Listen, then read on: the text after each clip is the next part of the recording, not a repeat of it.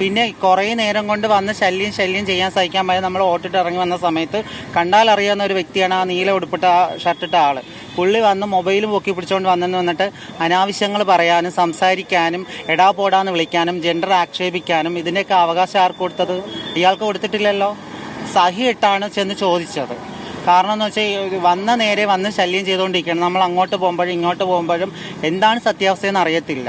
ചാനലുകളിൽ മൊത്തം പറയുന്നത് ട്രാൻസ്ജെൻഡേഴ്സ് BJP-ക്കാരെ ഉപദ്രവിച്ചെന്നും അടിച്ചെന്നും ഇടിച്ചെന്നും പറയുന്നത്. കാര്യം എന്താണെന്ന് അറിയാതെയല്ലേ ചെയ്തത്. അപ്പൊ അതെന്താണിത്? കാരണം നമുക്ക് നീതി വേണം. രാവിലെ മുതൽ അനുഭവിക്കുന്നതാണ്. നമ്മൾ ട്രാൻസ്ജെൻഡേഴ്സ്, ഞങ്ങൾ മനുഷ്യരാണ്. നമുക്ക് ഈ സമൂഹത്തില്, ഈ ജനാധിപത്യ രാജ്യത്തില് നമുക്കും വോട്ട് ചെയ്യാനുള്ള സ്വാതന്ത്ര്യവും അവകാശവും നമുക്കുണ്ട്. അപ്പം എന്തുകൊണ്ടാണ് ഇവർ നിഷേധിക്കുന്നത് എന്ന് നമുക്ക് മനസ്സിലാവും. നമ്മളെ ചേർത്ത് നിർത്തുന്നവരോടൊപ്പമല്ലേ നമ്മൾ നിൽക്കേണ്ടത്. നമ്മളെ ചേർത്ത് നിർത്തുന്ന നമ്മുടെ പാർട്ടി നമ്മളോട് ചേർത്ത് നിർത്തുന്നുണ്ട്. നമ്മളോടൊപ്പം നന്നായിട്ട് അവർ സഹകരിക്കുന്നു, നമുക്ക് സപ്പോർട്ട് ചെയ്യുന്നുണ്ട്. അപ്പം നമ്മൾ മാസങ്ങളായിട്ട് അതിന്റെ പിന്നിലാണ്, ഇവരുടെ ഈ ഇലക്ഷൻ വർക്കിന്റെ പിന്നിലാണ് നമ്മളെല്ലാവരും. അപ്പോൾ ഇതെല്ലാം അവർ കണ്ടിട്ടാണ് ഇവർ നമ്മൾ കള്ളവോട്ട് ചെയ്യുന്നതെന്ന് ആരോപിക്കുന്നത്. എല്ലാ ചാനലുകളിലും ഇവർ ഇതേപോലെ നമ്മൾ കള്ളവോട്ട് ചെയ്യുന്നുവെന്നും നമ്മളെ ട്രാൻസ്ജെൻഡേഴ്സിനെ അവഹേളിക്കുന്ന തരത്തിൽ ഇങ്ങനെ ഇത് വാർത്തകൾ കൊടുക്കുമ്പോൾ നമ്മൾ പ്രതികരിക്കാതെ എന്ത് ചെയ്യാനാണ്? തല്ലുന്നത് പ്രതികരിച്ച് പോയതാണ്. നമ്മളെ ജെൻഡർ അധിക്ഷേപം ചെയ്യുമ്പോൾ നമ്മൾ പ്രതികരിക്കത്തില്ലേ? ഇതുണ്ടായതിനു ശേഷം ഒരു പാർട്ടിക്കാരും നമുക്ക് സപ്പോർട്ടായിട്ട് വന്നിട്ടില്ല. കാരണം അന്നും നമ്മളെ കൂടെ നിൽക്കുന്ന ഇവര് മാത്രമേ ഉള്ളൂ. ഇവിടെ നടന്ന ആ പ്രക്ഷോഭം ഒരിക്കലും ഒരു രാഷ്ട്രീയപരമായിട്ടുള്ള പ്രക്ഷോഭമല്ല. ഇതിന് അവർ ആരോപിക്കുന്ന ഒരു പ്രധാനപ്പെട്ട വിഷയം, ഇവര് ഈ BJP-യുടെ പ്രവർത്തകര് വോട്ടർ പട്ടിക കാണിച്ചിട്ട് പറയുന്നുണ്ടായിരുന്നു ഇവിടെ ട്രാൻസ്ജെൻഡർ വോട്ടർമാരുടെ എണ്ണം 0 എന്ന് പറയുന്നുണ്ടായിരുന്നു. 2019 ട്രാൻസ്ജെൻഡർ വ്യക്തികളുടെ അവകാശ സംരക്ഷണ നിയമം അനുസരിച്ച് ട്രാൻസ്ജെൻഡർ വ്യക്തികളെ സംബന്ധിച്ച് ട്രാൻസ്ജെൻഡറായും മെയിലായും ഫീമെയിലായും ഡോക്യുമെന്റ്സ് മാറ്റാനുള്ള പ്രൊവിഷൻസ് ഉണ്ട്. അത് പ്രകാരം ജില്ലാ കളക്ടറാണ് ഇത്തരം സർട്ടിഫിക്കറ്റോ ID കാർഡോ ഒക്കെ ഇഷ്യൂ ചെയ്യുന്നത്.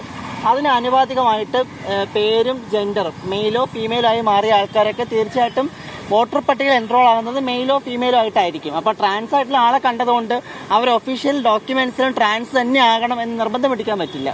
അപ്പൊ അതുകൊണ്ട് തന്നെ ട്രാൻസ് ആയിട്ടുള്ള ആൾക്കാരിൽ മെയിലും ഫീമെയിൽ ആയിട്ടുള്ള ആൾക്കാർ പോലും ആ വോട്ടർ പട്ടികയ്ക്കകത്തുണ്ട്. അപ്പൊ അവര് ഒരുപക്ഷെ ട്രാൻസ്ജെൻഡർ എന്ന് പറയുന്ന എണ്ണത്തിലേക്ക് റിഫ്ലക്ട് ചെയ്യാനുണ്ടാവൂല. അപ്പൊ അത് ആരോപിച്ചുകൊണ്ട് കള്ള വോട്ടാണെന്ന് പറയുന്നതിന് അടിസ്ഥാനരഹിതമായിട്ടുള്ള ആരോപണമാണ്. അതിന് ഒരു തരത്തിലും അംഗീകരിക്കാൻ സാധിക്കുന്ന ഒന്നല്ല.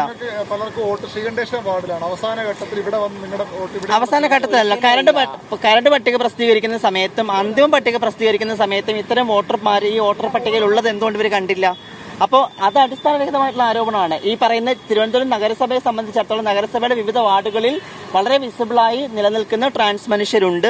അപ്പൊ അത് ഈ പറയുന്ന ശ്രീകണ്ഠേശ്വരം എന്നല്ല, നമ്മളെടുക്കുന്ന 101 വാർഡുകളിലും മിക്ക വാർഡുകളിലും ട്രാൻസ്ജെൻഡർ പ്രാതിനിധ്യമുണ്ട്. വഞ്ചൂർ വാർഡിനാണ് ഏറ്റവും കൂടുതൽ വോട്ടർമാരുള്ളത്. ട്രാൻസ്ജെൻഡർ വ്യക്തികളെ സംബന്ധിച്ചിടത്തോളം ഞങ്ങൾക്ക് കുറച്ചുകൂടി സ്വീകാര്യതയുള്ള സാമൂഹ്യ ദൃശ്യതയുള്ള ഇടം എന്നുള്ള നിലയിൽ കൂടുതൽ പേർ താമസിക്കുന്നത് ഇവിടെയാണ്. അപ്പൊ മറ്റു പല ഇടങ്ങളിലുള്ള വോട്ടൊക്കെ ആ സമയത്ത് മാറ്റിയിട്ടാണ് ഇങ്ങോട്ടേക്ക് വോട്ട് ഉൾപ്പെടുത്തിയിട്ടുള്ളത്. അപ്പൊ അതൊരു പക്ഷേ കള്ള വോട്ടിന് വേണ്ടിയിട്ടാണെന്ന് പറയുന്നതിനോട് യോജിക്കാൻ സാധിക്കുന്നില്ല. ഇത്തരം മനുഷ്യരുടെ ജനാധിപത്യത്തിന്റെ അവകാശത്തെ, ഭരണഘടനാ അവകാശത്തെ നിഷേധിക്കുന്ന സമീപനമാണ് അവർ സ്വീകരിച്ചിരിക്കുന്നത്. അതിന് അംഗീകരിക്കാൻ സാധിക്കുന്ന ഒന്നല്ല.